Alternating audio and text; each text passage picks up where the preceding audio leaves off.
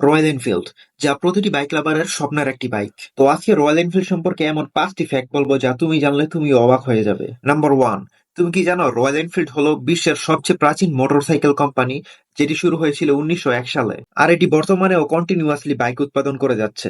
Number 2, military legacy. দ্বিতীয় বিশ্বযুদ্ধের সময় ব্রিটিশ আর্মিদের জন্য রয়্যাল এনফিল্ড তৈরি করেছিল তাদের ফ্লাইং ফ্লে বাইক।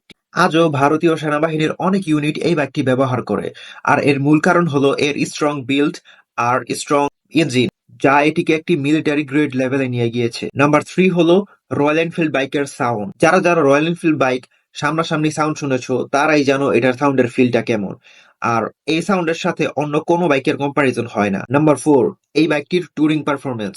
এটা নিয়ে তুমি সাহারা মরুভূমিতে যাও নাহলে হিমালয়তে যাও, এটার পারফরমেন্স তুমি সব জায়গায় সেমই পাবে। আর নাম্বার 5 হলো এই বাইকের কমিউনিটি। তুমি যদি রয়্যাল এনফিল্ড নিয়ে একটু ঘাটাঘাটি করো, তুমি দেখবা বিশ্বের বিভিন্ন দেশে এই বাইকের বিশাল বড় একটা কমিউনিটি আছে। তারা প্রতি বছর মিট আপ প্ল্যান করে এবং এই বাইক নিয়ে অনেক শোডাউনও করে। মূলত রয়্যাল এনফিল্ড বাইকটি হলো একটা স্ট্যাটাস, অনুভূতি আর ফিলিং এর একটা ব্যাপার।